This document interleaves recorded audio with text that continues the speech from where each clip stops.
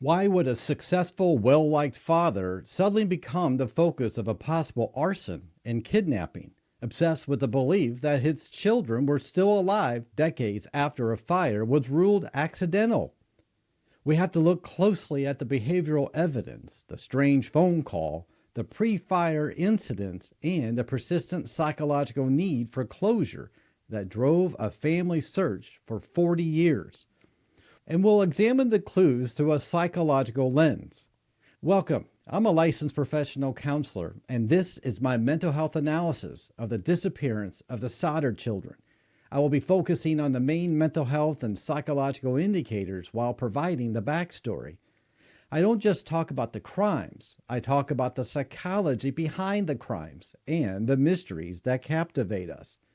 I look beyond the facts of the case to understand the why of the crime. My analysis is based on my speculations, not a diagnosis of anyone involved in this case.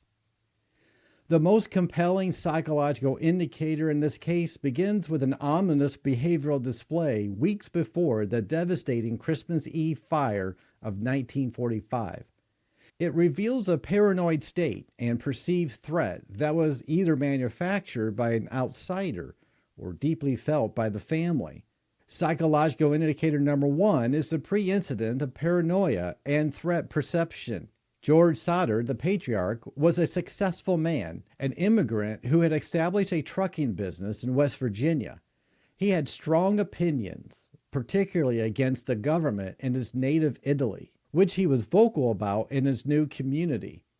This is where the first psychological anomaly appears. In the fall of 1945, a traveling life insurance salesman came to the Sodder home, seeking to sell George a policy. George declined. It was his property and his right. But the salesman's reaction was disturbing. He warned George that his house and his children were going to go up in smoke, and that he would pay for the nasty remarks he had been making about Mussolini. This threat, delivered with such a specific menace, can psychologically be a premeditation marker or a deliberate act of intimidation. The salesman's behavior, seemingly unconnected to the insurance sale, suggests a motive of revenge, political retribution, or a deeply personal spite. For George, the warning likely triggered a hypervigilance and a heightened state of anxiety. The fact that he remembered the specific threat years later shows the profound psychological impact that it had on him, cementing his belief that the fire was no accident. Another bizarre event followed this, adding to the pre-fire psychological tension. George had purchased insurance covering his property, but the company's collector arrived and insisted the wiring of his house was unsafe. George hired the local power company to check his wiring, and they assured him the wiring was in perfect condition. Yet, the insurance collector persisted, telling him he would soon have a fire. The coincidence of the two separate people, an insurance collector and a salesman, both predicting a fire at the home, creates a psychological narrative of a targeted campaign of harassment and threat. Whether these threats were true psychological catalysts or simply bizarre coincidence, they primed the Sodder parents to view the subsequent fire through the lens of a sinister plot. This confirmation bias would shape their entire psychological response to the tragedy. The key to this first psychological marker is the source of the threat. Was it George's outspoken nature that made him a target? Or was a local figure exhibiting antisocial behaviors and sadistic tendencies by delivering these cryptic warnings, knowing what was planned? The second psychological indicator in this case is the bizarre events of the fire night. The night of December 24, 1945, was filled with a strange incidents that moved this case from tragedy to deep psychological mystery. The events that night are a psychological puzzle pointing to a potential cover-up or an outside interference. Around 12:30 a.m., Jenny Sodder was woken by the jarring, sudden psychological stimulus of the telephone ringing downstairs. She went down to answer it. The caller was a woman whose voice she didn't recognize. The woman asked for a name that Jenny didn't know. and she was laughing strangely in the background. Jenny told the woman she had the wrong number, and the woman's strange disembodied laugh was the last thing she heard before hanging up. This unusual call serves as a crucial piece of behavioral evidence. The call was a distraction technique designed to lure an adult downstairs. This suggests the perpetrator understood the family's routine and was timing their actions. The psychological motive of the caller was to get Jenny away from the sleeping children, buying precious time for another action to take place. This is a clear indicator of premeditated, sophisticated planning and a lack of empathy for the victims. Shortly after, Jenny went back to bed. She was woken again, but this time by the visceral psychological alarm of a loud bump on the roof. It sounded like something hitting the house. An hour later, around 1 a.m., Jenny woke to the smell of smoke. The fire was already intense, starting in George's office near the home's telephone and fuse box. George tried everything to save his 5 children sleeping upstairs, but every attempt was obstructed by seemingly impossible obstacles. First, the house lights would not turn on. When he went to the fuse box, the electricity was out, and the fuses were scattered on the ground outside the box. This is a clear physical disruption pointing to a deliberate sabotage. Second, his 2 trucks, which he kept nearby, wouldn't start. He was desperate to use them to get a ladder to the second-story windows. George later said he heard his children crying from the second floor. This auditory input, coupled with his inability to reach them, is a psychological trigger for an acute survival's guilt and post-traumatic stress. 5 children, Betty, Jenny, Martha, Maurice, and Louis, were gone.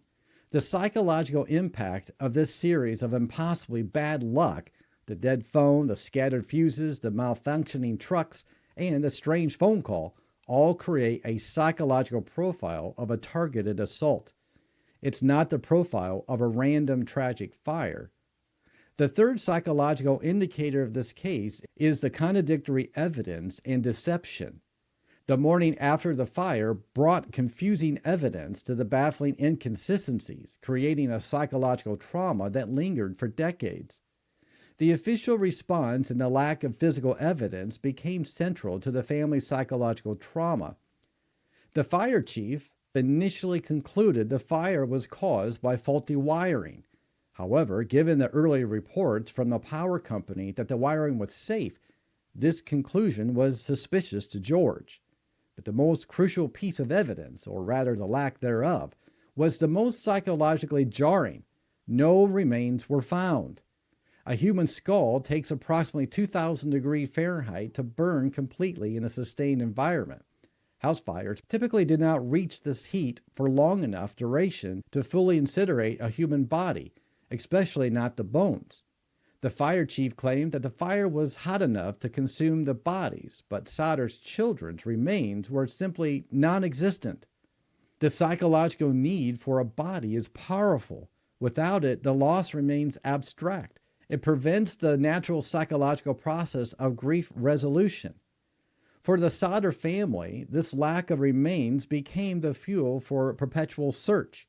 The family also found key pieces of evidence: a small green rubber ball the children played with, completely undamaged, found in the yard after the fire, and an entire section of the basement wall where the fire was supposedly started that was completely untouched. The fact that the delicate items like the rubber ball survived, while human remains supposedly did not, creates a profound cognitive dissonance. This psychological contradiction strengthened George and Jenny's conviction that their children had been taken. Further complicating the psychological picture was a discovery of an object in the rubble. Further complicating the psychological picture was a discovery of an object which George would later identify as a bomb-like device that had failed to detonate. This adds credence to the pre-fire threats and points to a planned malicious intent by an unidentified individual or group. The psychological impact of the fire chief's haste created an authority betrayal for the Sodder family. The psychological effect of an incomplete, possibly manipulated investigation is one of persecution and deep mistrust. The fourth psychological indicator is obsession, search, and perceptual distortion. The decades-long search for their children by George and Jenny Sodder became a psychological obsession, a powerful, unwavering refusal to accept the reality of the loss. This is a classic example of prolonged, complicated grief coupled with a deep-seated psychological need for certainty. The children were officially declared dead, but the Sodders never removed their pictures from their mantle, and they kept the hope of their return alive. This maintenance of the lost object, both physically and psychologically, prevented them from moving on. George spent the rest of his life traveling to every possible lead, pouring his resources and emotional energy into private investigations. He put up a billboard on U.S. Route 60 offering a reward for information.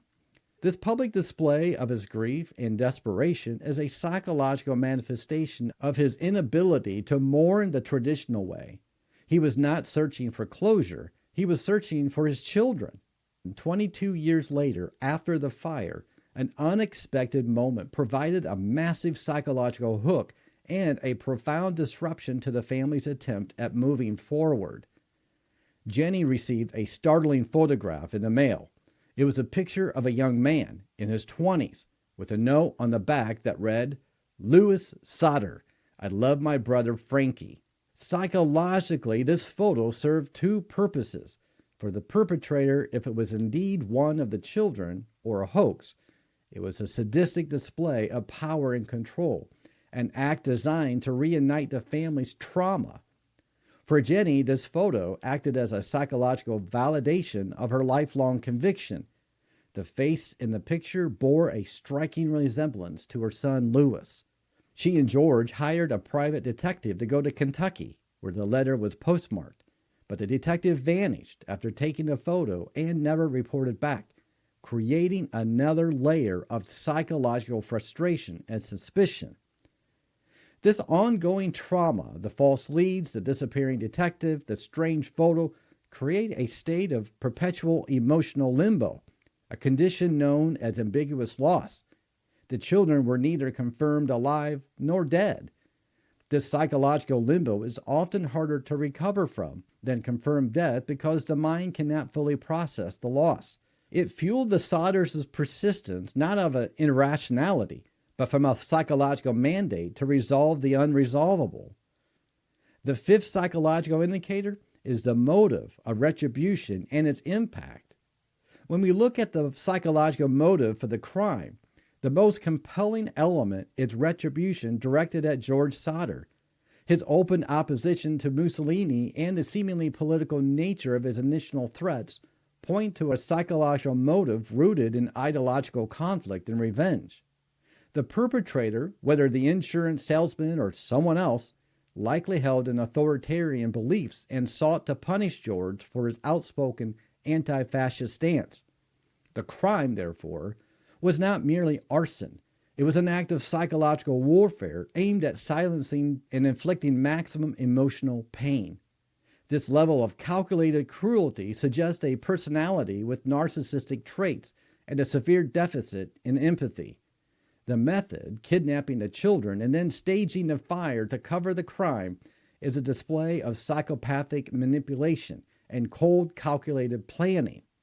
The perpetrator's act of setting the photo years later, if it was them, is a final cruel flourish. It satisfies a psychological need for admiration and control, reminding the victims that the perpetrator is still watching and holding the key to their pain. The psychological analysis of the Sodder case is not about finding one simple answer. It's about understanding the psychological scaffolding of a perfect crime.